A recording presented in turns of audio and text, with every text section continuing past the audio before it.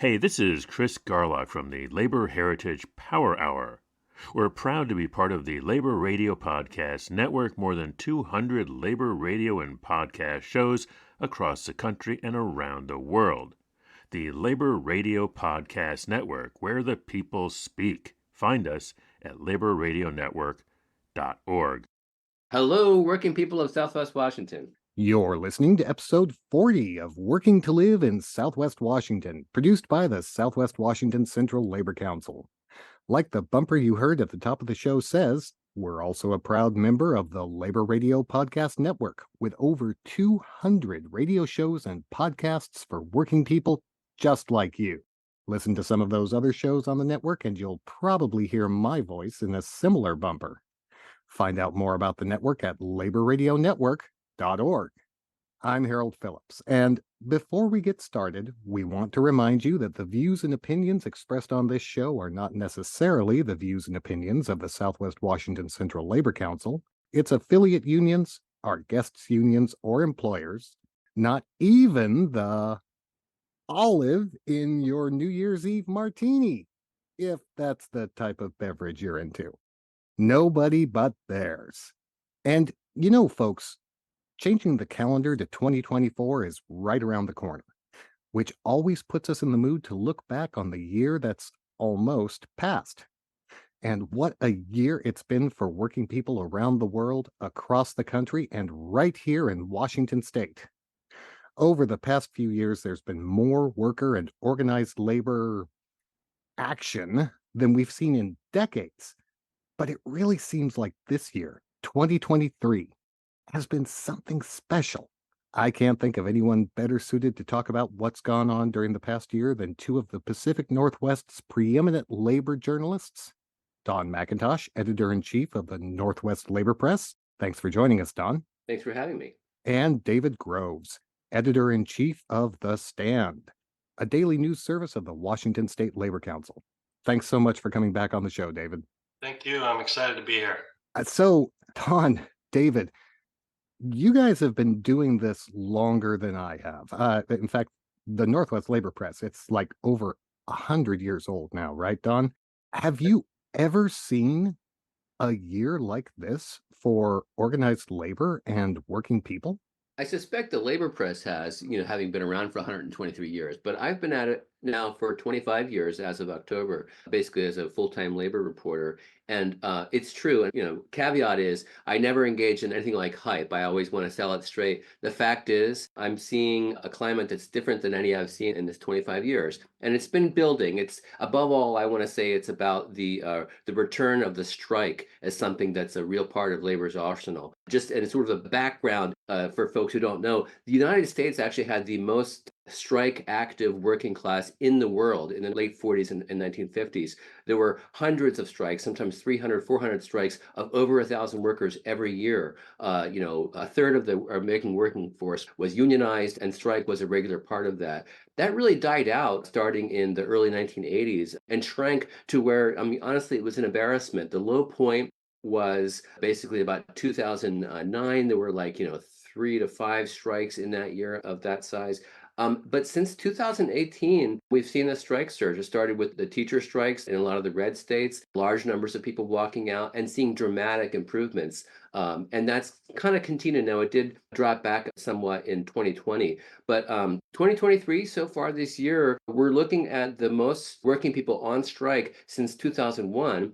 I think it's just more in people's consciousness. I'm very excited about that because when it comes down to it, what the labor movement can gain actually has a lot to do with what they can do about it. If you're in a negotiation and you say, well, we want $1 an hour raise, and the employer says, well, no, and what are you going to do about it? And the answer is nothing. Well, then there's not much to talk about. But the fact is, if you can withdraw your labor effectively to say, well, this is our price, we want you to face a consequence if you can't agree to what we think is fair, that makes a big difference. And I think we're going to see that. We're seeing that even in contracts where you're not seeing a strike authorization, a strike preparation.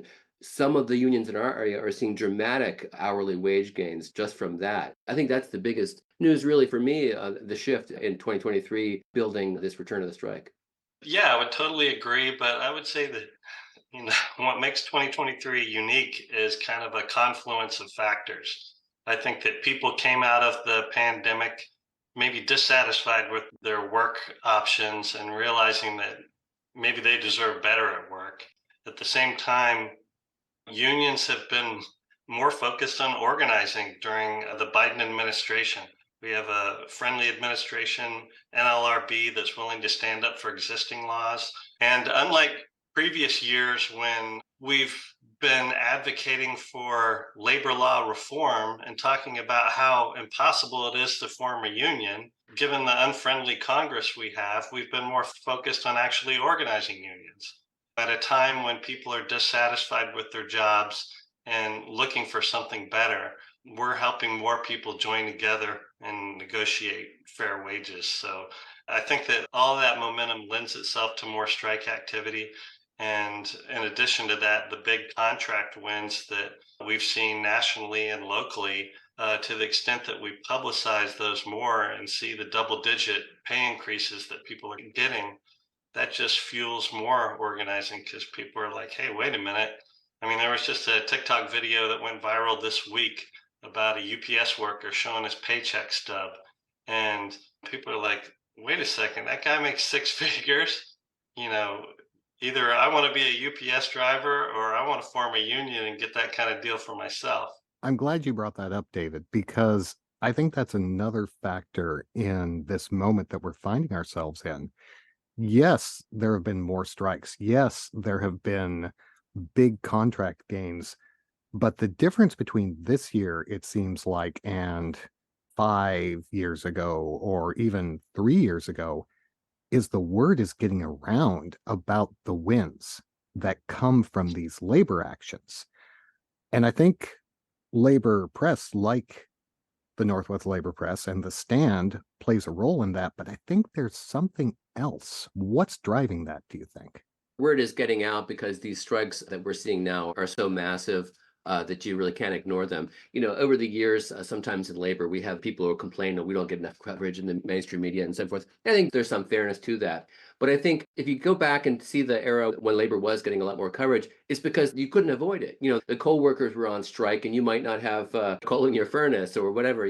There was such a level of activity that you couldn't avoid covering it. And I think to some extent with labor sort of receding into the background and not being as active, you did see less coverage. Now it's coming back. I mean, the SAG-AFTRA strike, it shut down Hollywood for months, right? The Writers Guild strike, shut down a lot of the late night TV and so forth. I mean, these were really impactful strikes, large strikes, high profile strikes. UPS ultimately didn't need to go on strike, but everyone that relies on shipping packages was pretty freaked out about that, understandably, because it's a big deal. But also, I think, public opinion polls show that the public was overwhelmingly in favor of those workers, realizing that they've kind of gotten a raw deal. Auto workers, a great example. And there, I think there was a verve and a good strategy, I think, that also got some attention, calling it the stand-up strike, where it starts gradually and it's sort of unpredictable, and you're increasing the level of pain on these companies while preserving the extraordinarily flush strike fund that they had accumulated to prepare for that strike. Another thing that was different is that for years, we've been doing a good job of building community coalitions on all sorts of issues, from racial justice to climate protections. And I think that that is paying some dividends in terms of attitudes about unions. When you look at this past Labor Day, when the AFL-CIO did its polling on the popularity of unions, 2/3 of Americans support unions, which is, as high as it's ever been in my lifetime. But what was remarkable about that was 88% of young people, 88% of people that are 30 and younger support unions. So that transcends political lines and other things that divide people. And I think a lot of that is the result, not necessarily of young people that are suddenly in unions, but they've seen the work we're doing and they've seen what we stand for and they believe in it. And I think that unions are doing a better job talking about what services we provide and what we stand for, so that, we're not being drowned out by the billionaire funded anti-union groups. And that's something that kind of dominated the media coverage of unions for decades. Young people, it's interesting, are actually the least likely to be in a union. They tend to find themselves in occupations that don't tend to be very unionized, and yet really a distinct generational divide where the youngest workers are really by far the most pro-union. Up to 80 and above percent are saying they're approving of unions. And another interesting and new development, similarly, is that there's a shift underway where now the more educated you are, actually, the more likely you are to tell pollsters that you're pro-union. And so I think what we're seeing, especially when you have both young and educated workers, is you're seeing an extraordinary explosion of union activity. For example, graduate student workers in Oregon Health and Science University, a really massive campus and complex of hospitals and research institutes. We've seen thousands and thousands and thousands of workers organizing in the last few years, to the point where I think within a year or so, it's going to be wall-to-wall union. But these are educated and often cases young workers. Another example, at the very beginning of 2023, the University of California graduate students were on strike. It was over 30,000 altogether were on strike, and they won dramatic gains. They got pay increases of 25% for teaching assistants. And so I think that there's this kind of a generational excitement around unions that didn't exist, say, 10 years ago. I don't know what was wrong with my generation. I'm Gen X, but we just tended to be more individualistic. But I suspect there's more of an appetite for collective action among the very youngest workers today. Let's speak to Washington State. One of the bills that we passed this year was a bill that would allow academic student employees at universities in Washington other than University of Washington and Washington State University to have the right to form a union. So, in other words, the regional four-year colleges could now organize unions. And immediately we've seen some major organizing wins. There were 1,100 academic student employees at Western that voted by a 98% majority to unionize. There's a unionizing drive at Central Washington University of another 1,000 academic student employees, and a second bargaining unit at Western Washington University, another more than 1,000 employees who are actually operational student employees that don't do academics, but do things like work in the gyms or they're RAs and work in the dorms, those types of jobs. They filed for a union too. So what Don was saying was true, is absolutely true, that thousands of young people are forming unions so that they have a seat at the table when decisions are being made at these universities about not only their wages and working conditions, but all sorts of issues that they care about. And they know that by joining together, they can fight for those things. And it also helped that this year, UW graduate students, as Don was saying, had a 10-day strike and ended up winning double-digit increases. That was a very visible strike. It kind of shut things down for a while at University of Washington. Other young people see that and say, look, they stood up together and they fought and they won. And I want to do that now too. We're seeing that in Oregon, even undergraduate student workers at the University of Oregon campus just unionized, over 1,000 of them. So yeah, the younger they get, the more likely they are to unionize. We saw a little bit of this in the Portland teachers strike, which went on for quite a while, but had very substantial community support, including students. Students were marching with the teachers. Yeah, I think that's another sector that we can't ignore. While, yes, we have a lot of student workers who are organizing and in some cases striking, we've also had a lot of faculty and teacher strikes happen over the past year in the Pacific Northwest, right? Yeah, here in Southwest Washington, you saw the educators in Camas and Vancouver walk out, and they won some increased classroom support and better wages and better ability to recruit and retain educators. Actually, Southwest Washington was kind of the hub of that strike activity for teachers this year. Sometimes it spread around the state, but this year it was in Southwest Washington, and they made significant gains. And it flowed south of the river, didn't it, Don? Yeah, the Portland Association of Teachers, the teachers union, went on actually its first ever strike, which I think is one of the things that we're seeing too. There are bargaining units that never have struck before, didn't know how, never thought of it. There's something in the mood right now where they're seeing others doing it and live to tell the tale, and in many cases make dramatic gains. I want to say too, I'm very reluctant to engage in any kind of hype, but I think that we are seeing something that's different now. One of them is I think it's been tremendously difficult to organize over the years. Union organizing, for people who aren't familiar, the playing field legally, you have all these rights, and then employers trample them routinely, and there's very little consequence for it. There's so much power oftentimes that an employer has to discourage union campaigns. So it takes a certain amount of momentum and effort to unionize. But I think one of the factors has been that people hadn't been seeing unions win big. I think that's changing now. So one of the most exciting things actually about the United Auto Workers strike, which I really think has to be named the strike of the year, just for the most dramatic gains they got and the public attention and the experience, the transformational experience for those workers of striking, I think is something that shouldn't be neglected either. But within weeks of the settlement of those strikes with the big three, I mean, we're talking massively profitable companies that had not been getting a fair share to their workers and are now going to be doing so, or at least a step in that direction. Within weeks, the United Auto Workers announced that they are organizing across the entire industry. They now have campaigns at Toyota, Honda, Hyundai, Nissan, Subaru, Mazda, Volkswagen, BMW, Mercedes, Volvo, Lucid, Rivian, and even Tesla. So we'll be seeing what's going to happen with those campaigns. But the fact those auto workers in those foreign-owned but U.S. plants are seeing their unionized counterparts get things they don't have, I think that's going to be the most powerful argument for them to unionize, where they've had difficulty in recent years. And it's interesting to note that days after the big three settled with the UAW, some of those companies voluntarily raised their wages and benefits.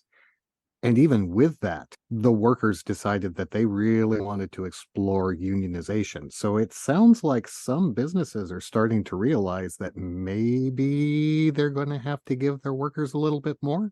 Oh, and that's certainly a cynical tactic on the part of these non-union employers. It's not that they want to give these raises, to be perfectly candid. They're hoping that they will avoid a union forming at their factories. And so in that sense, it's cynical, but it also, I think, is a really important illustration of how, again and again, the labor union movement, unionized workers set the standard for their industry oftentimes. So what they fight for, what they sacrifice for, what they win ends up being enjoyed not only by them, but by others who are non-union. Another factor that I think we should talk about that seems new in 2023 is more militant union leadership. And we just gave UAW the Strike of the Year award.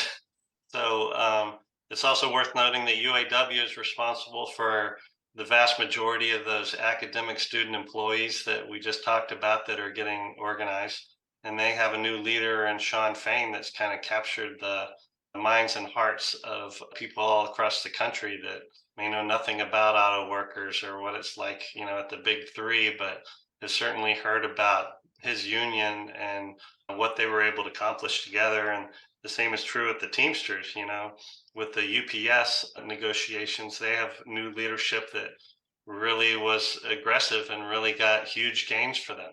You could probably say the same about SAG-AFTRA with Fran Drescher. And there's other unions that we're seeing some, a changing of the guard and more militant leadership where they're more willing to go on strike or threaten to strike or to invest more resources in organizing. And I think that's also been a factor in labor success in 2023. It does seem like in the past year, there's been a lot of retirements. There's been a lot of union presidents stepping down or thinking about ending their career. Are we seeing a shift in union leadership writ large? Well, at the Washington State Labor Council, we have new leaders that took over at the beginning of 2023, the first team of Black women to ever run an AFL-CIO state federation. And they're very popular, very dynamic, and they're doing great things. And I think that, yeah, there's definitely some turnover happening. And I think that that's always a good thing. And hopefully, as young people continue to organize and learn from experience, that getting involved is how you make a difference in forming your union. The same is true about the direction your union takes once you have it and after you bargain contracts. If you stay involved in the union, you can continue to accomplish things. If you stay involved with your local Central Labor Council in Southwest Washington or the state Fed in Oregon or Washington, young people could absolutely take those organizations over just by showing up and working hard and being organizers within the labor movement. And that's my hope, as an aging labor activist in the home stretch. I'm excited that there's so many young people entering the movement right now. And I haven't seen that before. I want to endorse that entirely. And in fact, this year we saw in Oregon, the AFT Oregon, which is the large affiliate of the American Federation of Teachers that represents a lot of university employees. They had a dramatic takeover, really. Young workers, young union activists who had gotten involved, in some cases in graduate students' unions and so forth. They got organized and they came to the convention and they ran for office on a slate and they won. In fact, they ran the convention. I've never seen anything like it. Usually you have the sort of the incumbent leadership will run the convention. The truth is, if you learn the democratic tools and you get involved, those can enable you to make the change that you want. They made a lot of reform resolutions and so forth. So I think it's a good example. The UAW actually is another good example in a way because I think they had kind of hit rock bottom. They literally had their two most recent presidents of the National Union are in federal prison right now because of a scandal involving bribery with Fiat, I believe it was. You can sit around and you can bellyache and say, oh, the union is so terrible, the union is so corrupt. And the reason it becomes so terrible and so corrupt occasionally is because people didn't get involved. And so when people like Sean Fink get involved, they find that they can get in there, they can bring to life these democratic tools again. Unions are ultimately democratic organizations, so it's only as good as the members and the members who take the time and the trouble to get involved. So that's certainly very exciting to see.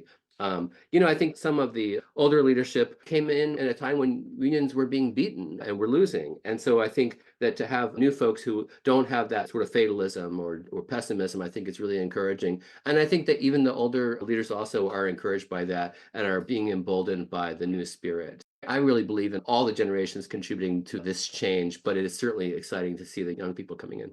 Well, if we're talking about young workers, we really can't avoid talking about Starbucks and about the wave of retail worker organizing that's happened, not just at Starbucks, but at REI, at coffee shops that aren't Starbucks.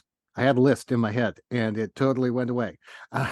No, but it's true. And here's where I might want to be a little bit cautious, and I'll just share my perspective. Others can disagree.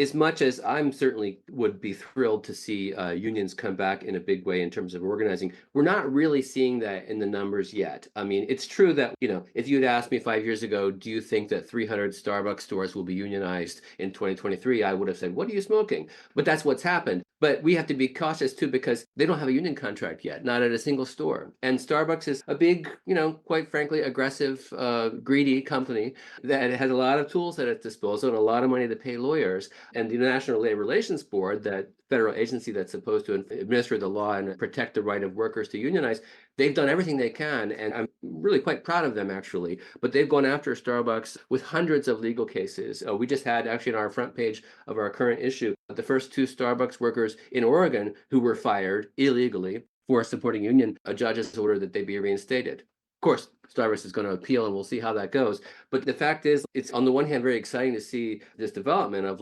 high turnover, low wage retail workforce of young people mostly unionizing. At the same time, they're facing a very powerful adversary and none of them have a contract yet. So we don't know what the final chapter in that story is. There certainly is a lot of small, what we call hot shops popping up, a theater with 10 employees, they decide they're going to unionize one day, a donut shop decides to unionize. And we're seeing, a dozen or more of these in the last year. It's just that in almost no case do they have a contract yet. Again, terribly exciting, but they don't have a track record yet of achieving anything. And so I'm looking forward to seeing that happen if it happens. But I'm going to hate to break it to you, but unions are still shrinking as a percentage of the workforce. And until we see that turn around, well, let's put it this way. I think all the things we're talking about are likely to affect that, but I don't want to pretend that it's happening yet. Let's talk in a year or two, and hopefully we'll have those numbers start to actually creep up for the first time in a generation. Don, you just mentioned the NLRB, the National Labor Relations Board.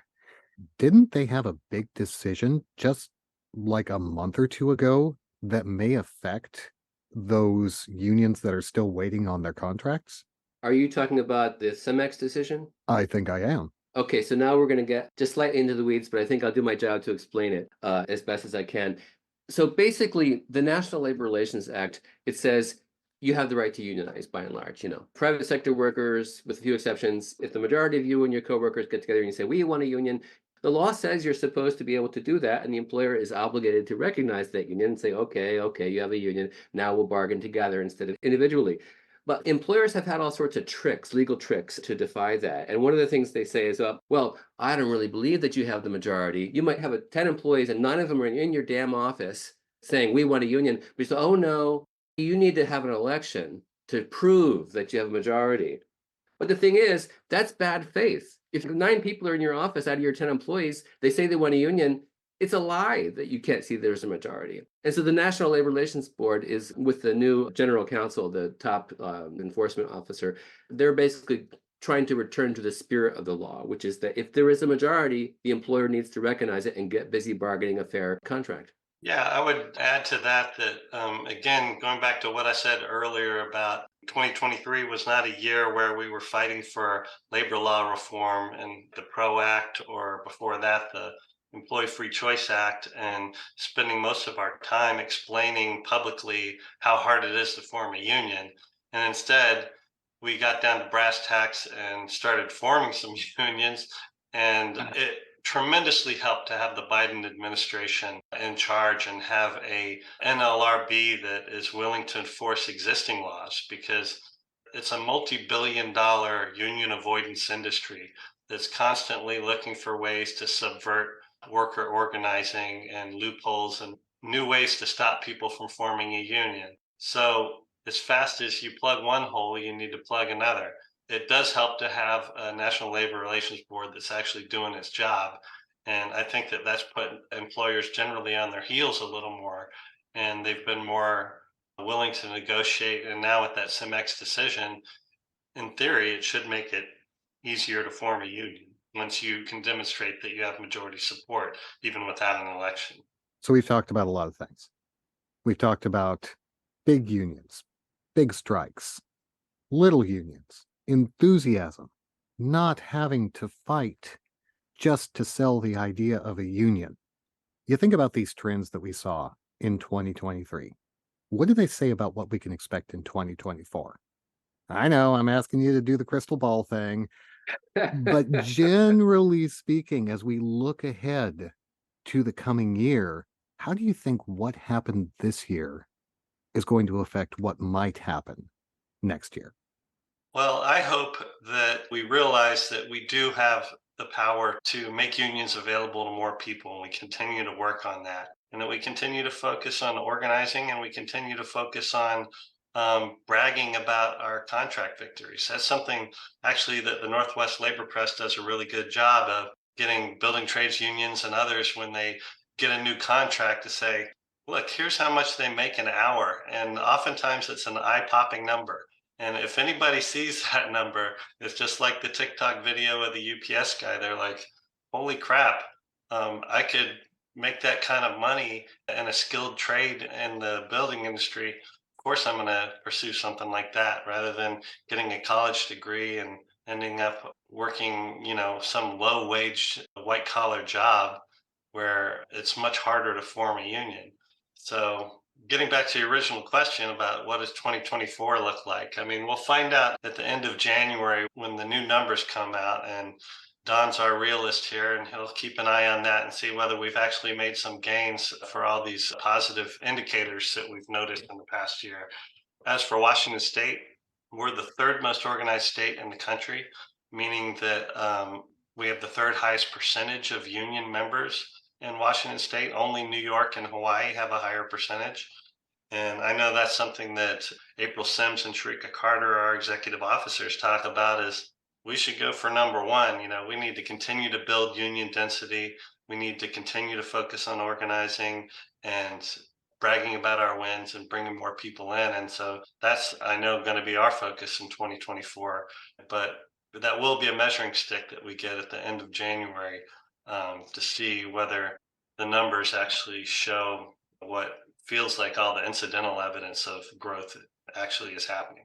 David's right about the front page headlines. Those are intentional. And this year we had on our front page, $11, $13, $9 an hour increase. And these are over a couple of year periods, but they are eye-popping numbers. And in fact, this is an interesting dynamic. I think I actually got some good-natured grief over that. A local union leader called me up and said, Don, what are you doing? You're putting that they got, $9, $13 an hour on the front page. Now my members are demanding that.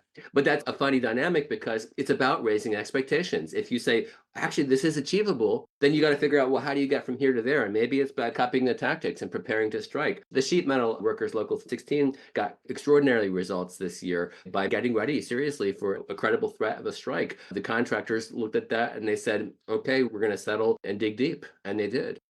This is, by the way, one of the undertold stories of organized labor. The building trade sector is not widely understood outside of the trades, but they really do have a pretty interesting model and in many ways are extraordinarily successful. They have a role in training the workforce and also in some ways in provision of benefits. They have these very good benefit plans that they're able to offer to small contractors and large both. So if you're an employer and you say, well, I need 20 electricians, next week, you go to the union and they can provide that staffing. The unions really combine the power of those who have a skill in a particular profession and occupation in building trades. Harold, I'm avoiding your question about the crystal ball because it's a tough thing to do. I think the safest prediction is to see that whatever the current trend will continue, and I think that's probably true. Certainly, it's going to be interesting to see the UAW and the success they achieve. I suspect we're still in a period next year of growing momentum, that people are seeing these strikes and these gains, and they're going to get more active, and more people are likely to join unions. That's sort of the safest prediction. I want to say my big worry is about the politics next year, and I'm not one who spends a lot of time worrying about the presidential stuff. I find it annoying that 2 days after somebody's sworn in, they're already talking about who's going to run in 4 years. I find that kind of noxious. But the fact is that I'll just sort of backtrack and say, you're talking to someone who had become very, very cynical about the Democratic Party for a long time. And that's actually changed for me as well. I'm seeing much more of a return of support for labor at all levels of the party than we saw like 10 or 15 years ago. And I think that's very encouraging. Joe Biden, that's a guy who was like my least favorite in the primary when he was running in 2020. And yet the fact is, from the moment he was sworn in, he's been the most pro-labor president of my lifetime, maybe ever. And we could spend a whole show just talking about that, why that is, and the details of that. But above all, it's his appointments. He's appointed people who are really serious about enforcing the law, about defending workers. I've never seen anything like it, as I say, in 25 years of labor reporting. So the fact that he's going to be on the ballot next year around the country, and who knows who the Republican nominee will be, probably not a friend of labor. I don't know. Trump, I think, he's not the devil that a lot of people will make him out to be, but the fact is, on the issues that we care about in organized labor, he's really not an ally. So I'm concerned that so much of the progress that we've seen, that I've described, that the Biden administration has put forward, that could really be wiped out in a way by another Trump administration. So that has me concerned. How about you, David? Do you have concerns about next year? Yeah, absolutely. I mean, it's going to be, what are our language limitations? Can I It's say a it's going to be a podcast, shit man. show? Because it's going to be a shit show. There's no FCC watching or listening. Okay. Yeah, it's going to be a real challenging year. Despite all economic indicators being pretty positive, I think people still are frustrated with inflation and want to blame the Biden administration rather than, corporate profiteering and supply chain disruptions that most economists agree were responsible for that inflation. There's only so much education you can do once somebody's made up their mind. And it sounds like a lot of people have kind of already made up their minds. They aren't happy about either choice. But in some ways, they blame Biden for the fact that either gasoline or a gallon of milk costs so much more than it did before the pandemic. We really have our jobs cut out for us to explain to our members and their households what a difference the Biden administration has made in terms of their union and their ability to negotiate these good contracts and organize more workers that benefits us all. And, that's going to be a big challenge in the year, but that's something that we're going to take head on. So, where are people going to go to find those explanations and that information that's going to educate them, David? Well, you can always subscribe and view thestand.org. That's the news service that the Washington State Labor Council provides, and newly redesigned so that hopefully it looks better on your phones and tablets than it did before. Also, the Washington State Labor Council's main website, there'll be lots of information about candidates that we've endorsed and why they earned labor's endorsement. And, the stand isn't just about that stuff. It's also chronicling all the labor news in the state of Washington about worker organizing, about contract victories, about other stories of working people standing together in Washington state, as the tagline says. Thestand.org. And not just in Washington state, but the entire staff of The Stand does a great job of pulling together national and international news as well. Yeah, thank you. And that's not done via AI or anything like that. That's done by a guy that wakes up really early in the morning and actually skims all the national news websites. I'm not doing word searches for unions or anything like that. I'm actually reading every morning because I'm kind of a news junkie and finding stuff that I think will be of interest to our readers. So take advantage of that. Every morning we have, in addition to some original content and some stories based in Washington, we have a roundup of news links of everything that's going on across the state and country so that people can stay informed and get involved where they care to. I can't speak highly enough of the work that David does with The Stand. I mean, there's few things like it, and not just the news about labor unions and their issues and struggles, but also just generally, the working class and what kind of a deal we're getting. Really, really tremendous. It's free. You put your email in, you get 5 days a week, except for the occasion when David gets to go on vacation, in which case there's usually a music video or something there instead. But 5 days a week, you've got a wonderful rundown of local and national news. I assume, Howard, you're giving me a chance to plug the Northwest Labor Press as well. nwlaborpress.org. We're not The Stand. It's a twice monthly publication. As I say, been around 123 years.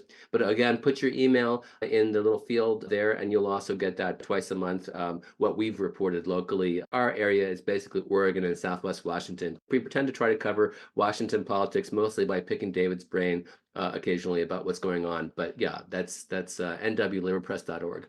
And Don, don't you have a print edition as well? Yeah, it's printed by union folks, also mailed by union folks and delivered by union folks, all union operation and written as well by union members. Yeah, it's I think it's a pretty darn good deal for a union member. $18 a year for 24 issues. It's 75 cents. I think it's a good investment. It's 12 pages usually, and we have plans to improve what we're doing. But I think it's a pretty interesting newspaper myself, and I hear positive feedback. But check it out. Yeah, $18 a year for a union member, or $24 a year for the general public if you want to support us. And they can also find that subscription information at nwlaborpress.org. That's right. /subscribe take you right there.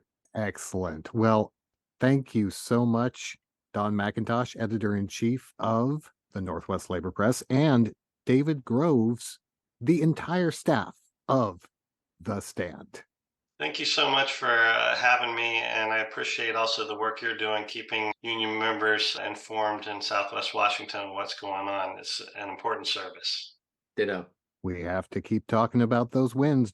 And thank you, working people, for joining us on another episode of Working to Live in Southwest Washington, produced by the Southwest Washington Central Labor Council. Now, folks, I know that many of you aren't just looking forward to turning the clock on New Year's Eve. There are a few other holidays taking place at this time of year, holidays that involve gifts to your friends and loved ones. I also know that a lot of you are looking to buy high-quality American-made and union-made gifts. But how do you know if what you're planning to buy for your special someone is union-made? Well, the AFL-CIO has you covered with its 2024 Union-Made Gift Guide. You can find it at aflcio.org/made-in-America/holiday-gifts. You know what? That's a mouthful. Don't try and copy that down. Look for the link in the show notes. And buy union this year. I know that you know buying union supports family wage jobs and benefits. And like Don and David were saying, it helps to raise the level of wages and benefits across entire industries. Just ask those auto workers at Toyota and Honda and the rest of them. Supporting union workers means supporting all workers. Whether you're talking about auto workers, gift manufacturer workers, or even media workers like me. And that's why this podcast was recorded under a SAG-AFTRA collective bargaining agreement. Remember, working people, this is your show. We want to know what you want to hear on it. Email us at podcast@swwaclc.org, or find us on Facebook, Instagram, and Twitter at SWWACLC. And don't forget to subscribe to the show. And while you're at it, give us 5 stars or mix up your New Year's Eve cocktail or whatever your podcast platform of choice gives you to let people know you like what we're doing here. One last thing, folks. We talked about a lot of wins that happened this year. Those wins, as Don mentioned, only came from people getting involved. And I think David hit the nail on the head. The reason we have leaders like the UAW's Sean Fay, like the Teamsters' Sean O'Brien, is because the members of those unions got engaged. They voted. They came together to build a different union and take it in the direction they wanted to take it. You've got that chance too, whether you're in a union or not. It just depends on you getting involved, coming together with your fellow workers, listening to some of those wins that we were talking about, and working together to make a change at work. I'm not going to say it's easy. Don suggested some of the things that new unions may face when they try to bargain with their employers. But it's a simple fact that trying to bargain with your employers alone is a lot harder than bargaining with your employers together, with your fellow workers having your back. So think about making a New Year's resolution. Next year, if you've been struggling at work, if you can see changes that should be made that'll make things better for everybody, talk to your fellow workers. Talk to them about working together to make a change. Organizations like the Washington State Labor Council would be happy to put you in touch with a union organizer who could help you figure out next steps. And maybe we'll be talking about your union at the end of your wrap-up next year. For now, we'll see you soon.